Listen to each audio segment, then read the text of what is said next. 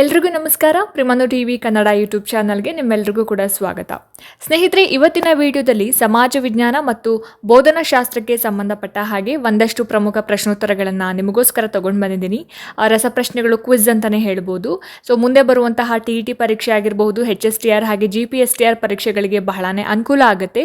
So ಹಾಗಾಗಿ ಯಾರೆಲ್ಲ ಈ ವಿಡಿಯೋನ ನೋಡ್ತಾ ಇದ್ದೀರಾ, ಕಂಪ್ಲೀಟ್ ಆಗಿ ಪೂರ್ತಿ ವಿಡಿಯೋನ ನೋಡಿ, ಎಲ್ಲೂ ಕೂಡ ಸ್ಕಿಪ್ ಮಾಡೋದಕ್ಕೆ ಹೋಗಬೇಡಿ, ಜೊತೆಗೆ ಸಬ್ಸ್ಕ್ರೈಬ್ ಮಾಡ್ಕೊಂಡು ನೋಡಿ ಅಂತ ಹೇಳ್ತಾ, ಸೊ ಬನ್ನಿ ಆದಷ್ಟು ಬೇಗ ಇವತ್ತಿನ ವಿಡಿಯೋದ ಮೊದಲನೇ ಪ್ರಶ್ನೆ ಏನಿದೆ ಅಂತ ನೋಡ್ಕೊಂಬರೋಣ. ಸ್ನೇಹಿತರೆ, ಮೊದಲನೇ ಪ್ರಶ್ನೆ ನೋಡಿ ಈ ರೀತಿ ಇದೆ. ಇದು ಸಮಾಜ ವಿಜ್ಞಾನ ಪಠ್ಯಪುಸ್ತಕದ ಉತ್ತಮ ಲಕ್ಷಣವಲ್ಲ ಅಂತ ಕೇಳಿದ್ದಾರೆ. ಸೊ ಸಮಾಜ ವಿಜ್ಞಾನ ಪಠ್ಯಪುಸ್ತಕ ಎಲ್ಲರೂ ನೋಡಿದ್ದೀರಲ್ವಾ, ಓದ್ಕೊಂಡೇ ಬಂದಿದ್ದೀವಲ್ವಾ. ಸೊ ಈ 4 ಆಯ್ಕೆಗಳಲ್ಲಿ ಸಮಾಜ ವಿಜ್ಞಾನ ಪಠ್ಯಪುಸ್ತಕದ ಕ್ಯಾರೆಕ್ಟರಿಸ್ಟಿಕ್ಸ್ ಅಲ್ಲದೇ ಇರುವಂತಹ ಅಂಶ ಯಾವುದು ಅನ್ನೋದನ್ನ ನೀವು ಗೆಸ್ ಮಾಡಬೇಕು. ಓಕೆನಾ? ನೋಡಿ, 4 ಆಯ್ಕೆಗಳು ಕಾಣಿಸ್ತಾ ಇದೆಯಾ? ನೈತಿಕ ಮೌಲ್ಯಗಳನ್ನು ಬೆಳೆಸೋ ಅಂತಿಲ್ಲ, ಭಾಷೆ ಮತ್ತು ಶೈಲಿ ಕಠಿಣವಾಗಿರಬೇಕು, ಮುಖಪುಟ ಆಕರ್ಷಕವಾಗಿರಬೇಕು, ಹಾಗೆಯೇ ಉದಾಹರಣೆಗಳನ್ನು ಹಾಗೆ ಚಿತ್ರಪಟಗಳನ್ನು ಒಳಗೊಂಡಿರಬೇಕು ಅನ್ನೋದು ಆಯ್ಕೆ ಆಗಿರುತ್ತೆ. ಸೊ ಏನಿರ್ಬೋದು ಹಾಗಾದರೆ? ನಾವು ಸಮಾಜ ವಿಜ್ಞಾನ ಪಠ್ಯಪುಸ್ತಕವನ್ನು ನಾವು ರಚನೆ ಮಾಡುವಾಗ ಅಥವಾ ಬಳಸಬೇಕಾದ್ರೆ ಯಾವ ರೀತಿಯಂತಹ ಲಕ್ಷಣವನ್ನು ಇಟ್ಕೊಂಡು ನಾವು ಸಮಾಜ ವಿಜ್ಞಾನ ಪಠ್ಯಪುಸ್ತಕವನ್ನು ರಚನೆ ಮಾಡಬೇಕು ಅಂತ ಹೇಳಿದ್ರೆ, ನೋಡಿ ಇಲ್ಲಿ ಆಪ್ಷನ್ 2ನೇದು ಭಾಷೆ ಮತ್ತು ಶೈಲಿ ಕಠಿಣವಾಗಿರಬೇಕು ಅನ್ನೋದು ಸರಿಯಾಗಿರುವಂತಹ ಆನ್ಸರ್ ಆಗುತ್ತೆ. ಸೊ ಸಮಾಜ ವಿಜ್ಞಾನ ಪಠ್ಯಪುಸ್ತಕದ ಉತ್ತಮ ಲಕ್ಷಣ ಅಲ್ಲ ಭಾಷೆ ಮತ್ತು ಶೈಲಿ ಕಠಿಣವಾಗಿರಬೇಕು ಅಂತ ಹೇಳುವಂತಹ ಈ ಒಂದು ಪಾಯಿಂಟ್ ಏನಿದೆ ಅದರ ಲಕ್ಷಣ ಅಲ್ಲ. ಬಿಕಾಸ್ ನಾವು ಕನ್ನಡ ಟೆಕ್ಸ್ಟ್ ಬುಕ್ಸ್ ಆಗಿರ್ಬೋದು ಅಥವಾ ಇಂಗ್ಲೀಷ್ ಆಗಿರ್ಬೋದು, ಅದನ್ನು ನಾವು ಅದರ ಒಂದು ಲಕ್ಷಣ ಅಂತ ಬಂದಾಗ ನಾವು ಭಾಷೆ ಮತ್ತು ಶೈಲಿ ಕಠಿಣವಾಗಿರಬೇಕು ಅನ್ನೋದನ್ನ ಅಳವಡಿಸ್ಕೊಳ್ಬೋದೇನೋ. ಬಟ್ ಸಮಾಜ ವಿಜ್ಞಾನ ಅಂತ ಬಂದಾಗ ಈ ಒಂದು ಲಕ್ಷಣ ಸರಿ ಹೊಂದೋದಿಲ್ಲ. ಸೊ ಹಾಗಾಗಿ ಆಪ್ಷನ್ 2 ಸರಿಯಾದ ಆನ್ಸರ್ ಆಗುತ್ತೆ. ಇನ್ನು ಮುಂದಿನ ಒಂದು ಪ್ರಶ್ನೆ, 2ನೇ ಪ್ರಶ್ನೆ. ಈ ಕೆಳಗಿನ ಹೇಳಿಕೆಗಳನ್ನು ಓದಿ ಮತ್ತು ಸರಿಯಾದ ಉತ್ತರವನ್ನು ಆಯ್ಕೆ ಮಾಡಿ ಅಂತ ಇದೆ. ಸೊ 2 ಸ್ಟೇಟ್ಮೆಂಟ್ಗಳನ್ನು ಕೊಟ್ಟಿದ್ದಾರೆ. 2 ಸ್ಟೇಟ್ಮೆಂಟ್ಗಳಲ್ಲಿ ಯಾವುದು ಸರಿ ಯಾವುದು ತಪ್ಪು ಅನ್ನೋದನ್ನು ಹೇಳಬೇಕು. ಸೊ ಮೊದಲನೇ ಸ್ಟೇಟ್ಮೆಂಟ್ ಏನಿದೆ, ಏಷ್ಯನ್ ಭೂರಾಶಿಯಲ್ಲಿ ಯುರೋಪ್ ಒಂದು ದೊಡ್ಡ ಪರ್ಯಾಯ ದ್ವೀಪ ಅಂತ ಹೇಳಿದ್ದಾರೆ. 2ನೇ ಸ್ಟೇಟ್ಮೆಂಟ್, ಯುರೋಪನ್ನು ಪರ್ಯಾಯ ದ್ವೀಪ ಎಂದು ಕರೆಯಲಾಗುತ್ತದೆ ಅಂತ 2ನೇ ಸ್ಟೇಟ್ಮೆಂಟ್ ಇದೆ. ಸೊ ಈ 2 ಸ್ಟೇಟ್ಮೆಂಟ್ಗಳಲ್ಲಿ ಯಾವ ಸ್ಟೇಟ್ಮೆಂಟ್ ಕರೆಕ್ಟ್ ಆಗಿದೆ ಅನ್ನೋದನ್ನು ನೀವು ಹೇಳಬೇಕು. ನೋಡಿ ಇಲ್ಲಿ ಆಯ್ಕೆಗಳನ್ನ ನೀವು ನೋಡ್ತಾ ಇದ್ದೀರಿ ಅಲ್ವಾ. ಸೊ ಸರಿಯಾಗಿರುವಂತಹ ಉತ್ತರ ಏನು ಹಾಗಾದ್ರೆ? ಎಸ್, ಆಪ್ಷನ್ 3 ಎ ಮತ್ತು ಬಿ 2 ಕೂಡ ಸರಿ ಅನ್ನೋದು ಸರಿಯಾದಂತಹ ಆನ್ಸರ್ ಆಗಿರುತ್ತೆ. ಏಷ್ಯನ್ ಭೂರಾಶಿಯಲ್ಲಿ ಯುರೋಪ್ ಒಂದು ದೊಡ್ಡದಾಗಿರುವಂತಹ ಪರ್ಯಾಯ ದ್ವೀಪ ಅನ್ನೋದು ಸರಿ. ಹಾಗೆಯೇ ಯುರೋಪನ್ನು ಪರ್ಯಾಯ ದ್ವೀಪ ಅಂತ ಹೇಳಿ ಕರೀತಾರೆ ಅನ್ನೋದು ಕೂಡ ಸರಿಯಾಗಿದೆ. ಹಾಗಾಗಿ 3ನೇ ಹೇಳಿಕೆ 3ನೇ ಒಂದು ಆನ್ಸರ್ ಸರಿಯಾದ ಉತ್ತರ ಆಗಿರುತ್ತೆ. ಇನ್ನು 3ನೇ ಒಂದು ಪ್ರಶ್ನೆ ನೋಡಿ ಇಲ್ಲಿ, ವಿವಿಧ ಪರ್ಯಾಯಗಳನ್ನು ಆಲೋಚಿಸುವುದು ಈ ಬೋಧನಾ ಮಾದರಿಯ ಒಂದು ಹಂತವಾಗಿದೆ ಅಂತ ಕೇಳಿದ್ದಾರೆ. ಬೇರೆ ಬೇರೆ ಪರ್ಯಾಯಗಳನ್ನು ನಾವು ಆಲೋಚನೆ ಮಾಡೋದು ಯಾವ ರೀತಿಯಾದಂತಹ ಒಂದು ಬೋಧನೆಯ ಹಂತ ಅಂತ ಕೇಳಿದ್ದಾರೆ.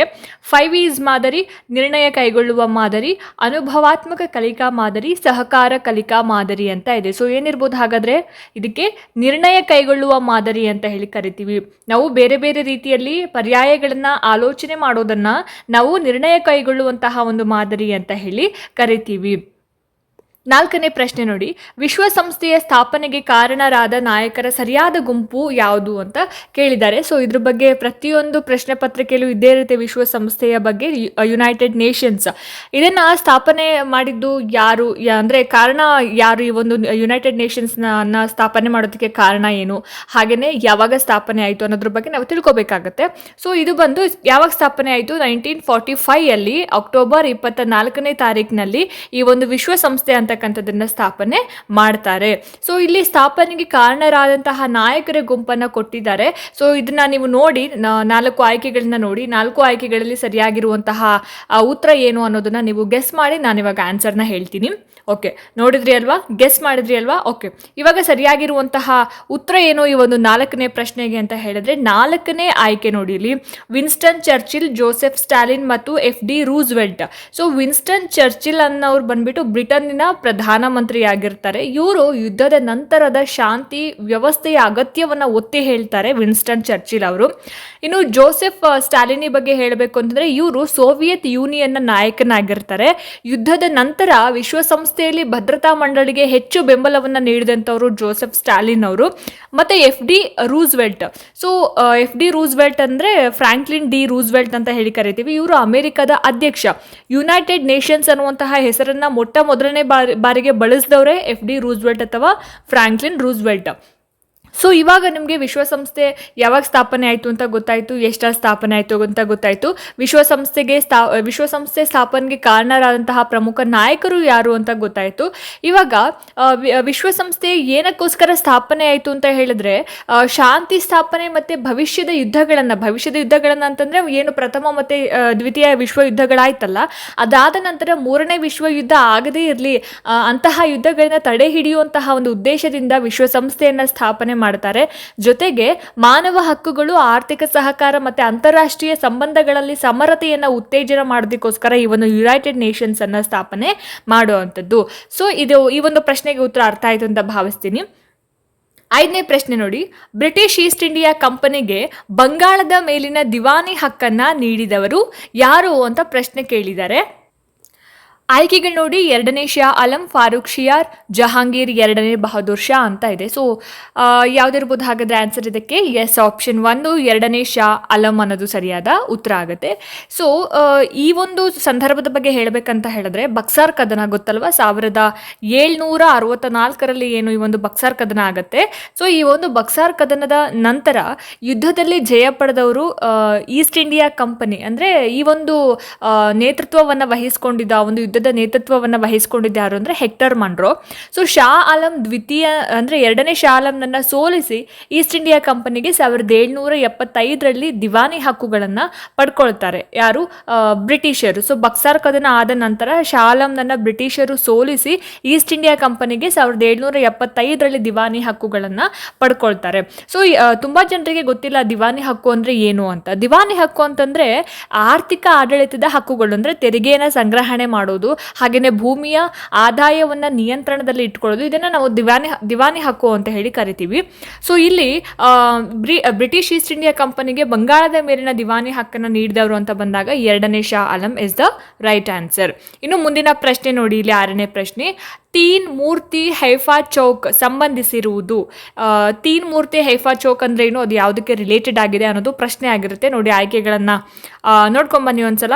4 ಆಯ್ಕೆಗಳಿದಾವಲ್ವಾ, ಈ 4 ಆಯ್ಕೆಗಳಲ್ಲಿ ಸರಿಯಾಗಿರುವಂತಹ ಆನ್ಸರ್ ಏನಪ್ಪ ಅಂತ ಹೇಳಿದ್ರೆ ಆಯ್ಕೆ 4 ಮೈಸೂರು, ಜೋಧ್ಪುರ ಮತ್ತು ಹೈದರಾಬಾದ್ ಲ್ಯಾನ್ಸರ್ಸ್ ಅಂತ ಹೇಳಿಬಿಟ್ಟು.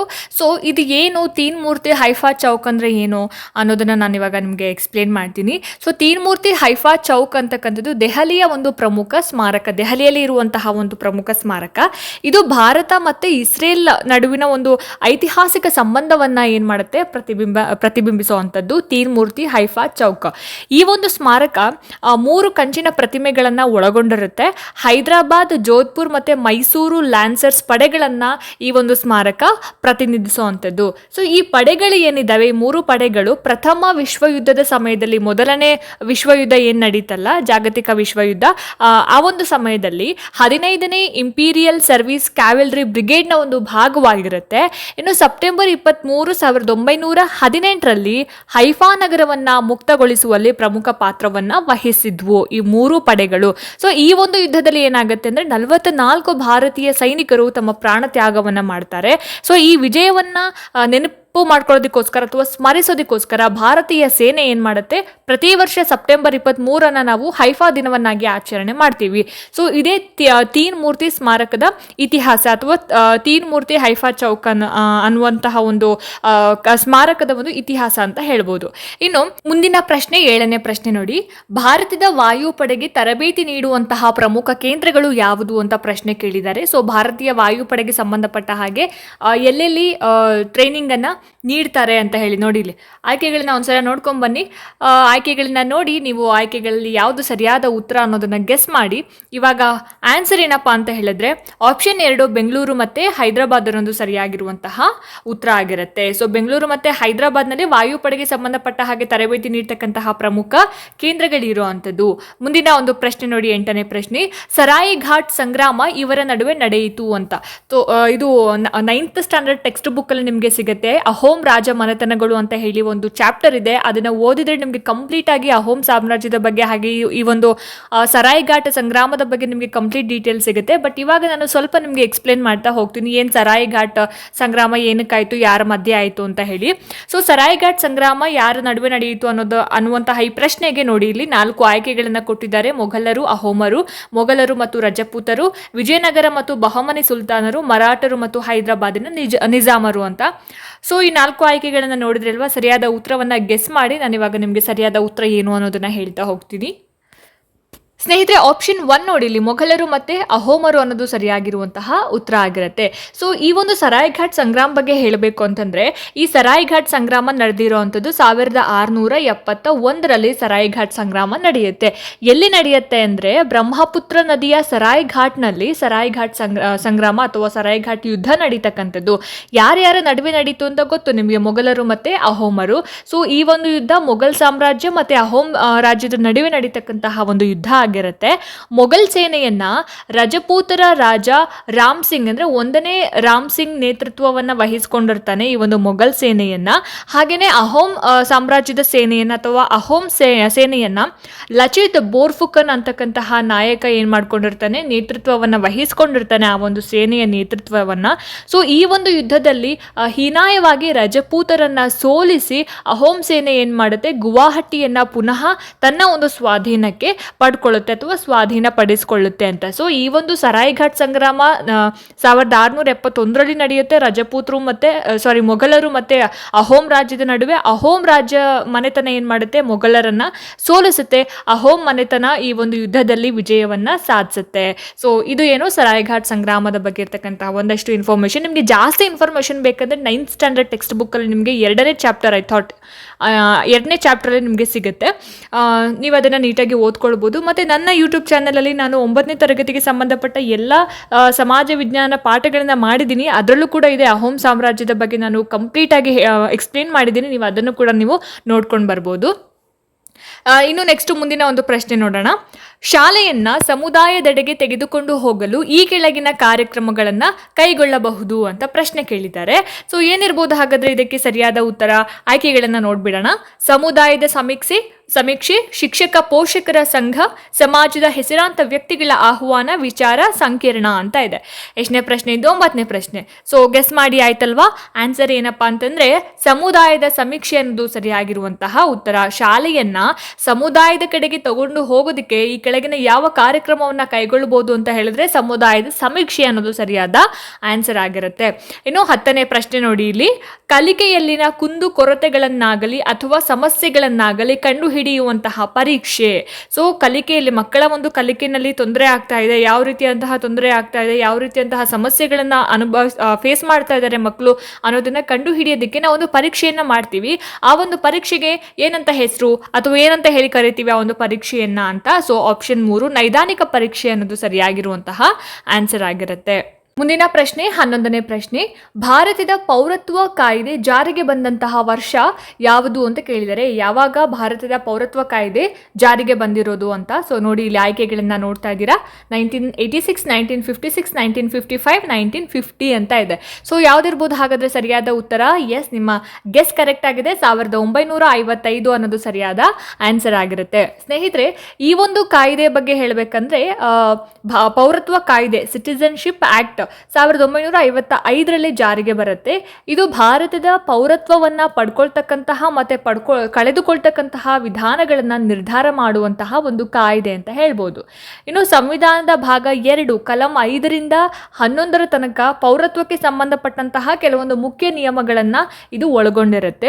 ಸೊ ಈ ಕಾಯ್ದೆ ಜನವರಿ 26, 1950ರಂದು ಭಾರತ ಗಣರಾಜ್ಯವಾಗುವ ತಕ್ಷಣ ಪ್ರಾರಂಭವಾದಂತಹ ಒಂದು ಪೌರತ್ವದ ಆಧಾರದ ಮೇಲೆ ರೂಪುಗೊಂಡಿರುವಂತಹ ಒಂದು ಕಾಯ್ದೆ. ಸೊ ಹಾಗಾಗಿ ಭಾರತದ ಪೌರತ್ವ ಕಾಯ್ದೆ, ಸಿಟಿಜನ್ಶಿಪ್ ಆಕ್ಟ್ ಜಾರಿಗೆ ಬಂದಂತಹ ವರ್ಷ 1955.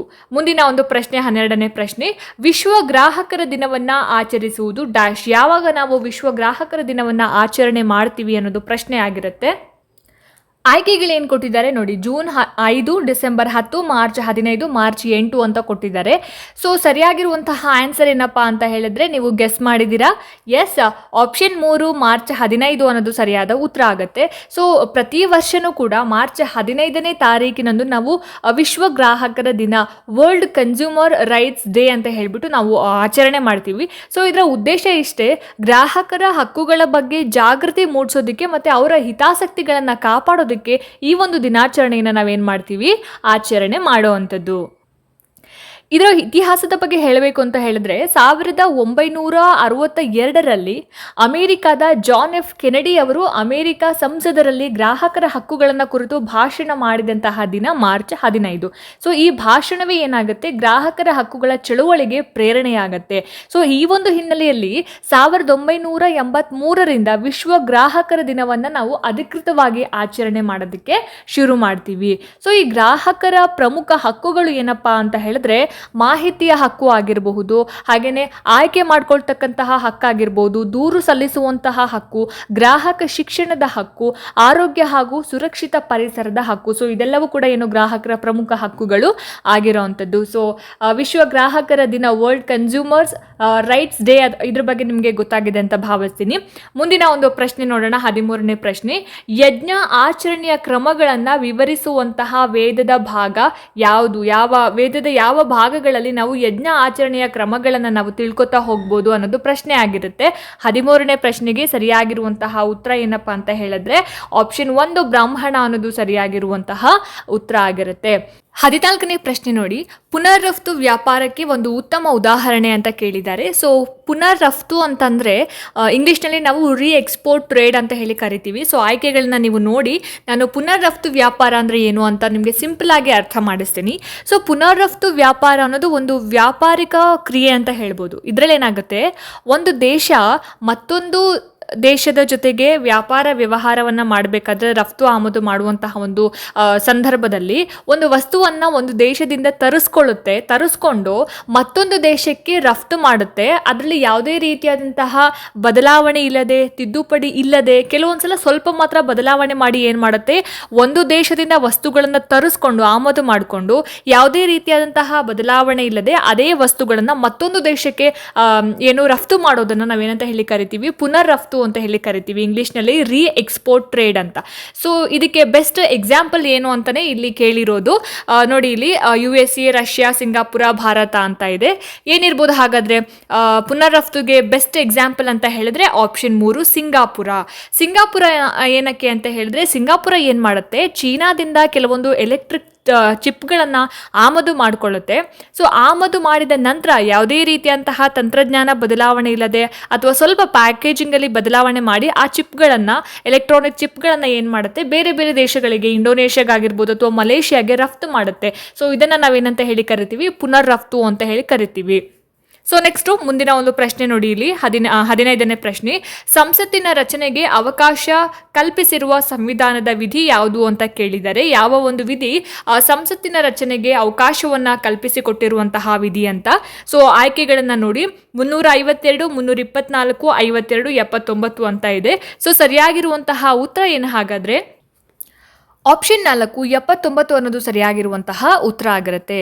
ಸೊ ಸಂವಿಧಾನದ ವಿಧಿ 79, ಈ ಒಂದು ವಿಧಿ ಪ್ರಕಾರ ಭಾರತದ ಸಂಸತ್ತು ರಾಷ್ಟ್ರಪತಿ ಹಾಗೆ 2 ಗೃಹಗಳನ್ನು ಒಳಗೊಂಡಿರುತ್ತೆ. 2 ಗೃಹ ಅಂತ ಹೇಳಿದ್ರೆ ಇಲ್ಲಿ ಲೋಕಸಭೆ ಹಾಗೆ ರಾಜ್ಯಸಭೆ. ಲೋಕಸಭೆಯನ್ನು ಜನಪ್ರತಿನಿಧಿಗಳ ಸಭೆ ಅಂತಲೂ ಕೂಡ ಕರಿತೀವಿ, ಹಾಗೆ ರಾಜ್ಯಸಭೆಯನ್ನು ರಾಜ್ಯಗಳ ಸಭೆ ಅಂತಲೂ ಕೂಡ ಕರಿತೀವಿ. ಸೊ ಈ ಒಂದು ಸಂಸತ್ತಿನ ಮುಖ್ಯ ಅಂಶಗಳು ಅಂತ ಅಂದ್ರೆ, ರಾಷ್ಟ್ರಪತಿ ಸಂಸತ್ತಿನ ಅಂಗವಾಗಿದ್ರು ಕೂಡ ಸಭೆಗಳಲ್ಲಿ ವೋಟಿಂಗ್ನಲ್ಲಿ ಯಾವುದೇ ಕಾರಣಕ್ಕೂ ತೊಡಗೋದಿಲ್ಲ, ಸಾಮಾನ್ಯವಾಗಿ ತೊಡಗೋದಿಲ್ಲ. ಇನ್ನು ಲೋಕಸಭೆ ಅಂತ ಬಂದಾಗ ನೇರವಾಗಿ ಜನರಿಂದ ಆಯ್ಕೆಯಾದಂತಹ ಪ್ರತಿನಿಧಿಗಳಾಗಿರ್ತಾರೆ. ರಾಜ್ಯಸಭೆ ಅಂತ ಬಂದಾಗ ರಾಜ್ಯಗಳ ಪ್ರತಿನಿಧಿಗಳಿಂದಾಗಿ ಸ್ಥಾಪಿತವಾಗಿರ್ತಕ್ಕಂತಹ ಒಂದು ಶಾಶ್ವತ ಗೃಹ ಅಂತ ಹೇಳ್ಬೋದು. ಸೊ ಹಾಗಾಗಿ ಸಂಸತ್ತಿನ ರಚನೆಗೆ ಅವಕಾಶವನ್ನ ಕಲ್ಪಿಸಿಕೊಟ್ಟಿರ್ತಕ್ಕಂತಹ ಒಂದು ಸಂವಿಧಾನದ ವಿಧಿ ಅಂತ ಬಂದಾಗ ಆಯ್ಕೆ 4 79 ಅನ್ನೋದು ಸರಿಯಾದ ಉತ್ತರ ಆಗಿರುತ್ತೆ. ಸೊ ನೋಡಿದ್ರಲ್ಲ ಸ್ನೇಹಿತರೆ, ಇದಾಗಿತ್ತು ಇವತ್ತಿನ ಸಮಾಜ ವಿಜ್ಞಾನ ಮತ್ತೆ ಬೋಧನಾ ಶಾಸ್ತ್ರಕ್ಕೆ ಸಂಬಂಧಪಟ್ಟ ಹಾಗೆ ಒಂದಷ್ಟು ಪ್ರಮುಖ ಪ್ರಶ್ನೋತ್ತರಗಳು. ಈ ವಿಡಿಯೋ ನಿಮಗೆ ಇಷ್ಟ ಆಗಿದೆ ಅಂತ ಭಾವಿಸ್ತೀನಿ. ಇಷ್ಟ ಆಯಿತು ಅಂತಂದ್ರೆ ದಯವಿಟ್ಟು ಲೈಕ್ ಮಾಡಿ, ಶೇರ್ ಮಾಡಿ, ಹಾಗೆ ನಿಮ್ಮ ಅನಿಸಿಕೆ ಅಭಿಪ್ರಾಯಗಳೇನೇ ಇದ್ರೂ ಕೂಡ ನನಗೆ ಕಾಮೆಂಟ್ ಸೆಕ್ಷನ್ನಲ್ಲಿ ತಿಳಿಸಿ ಅಂತ ಹೇಳ್ತಾ, ಇದೇ ರೀತಿ ಹೆಚ್ಚಿನ ವಿಡಿಯೋಸ್ಗಳಿಗೋಸ್ಕರ ನಿರಂತರವಾಗಿ ನನ್ನ ಚಾನಲ್ ಅನ್ನು ನೋಡ್ತಾ ಇರಿ. ಮುಂದಿನ ವಿಡಿಯೋಸ್ಗಳಲ್ಲಿ ನಾನು ನಿಮಗೆ ಸಿಗ್ತೀನಿ. ಅಲ್ಲಿ ತನಕ ಎಲ್ರಿಗೂ ನಮಸ್ಕಾರ.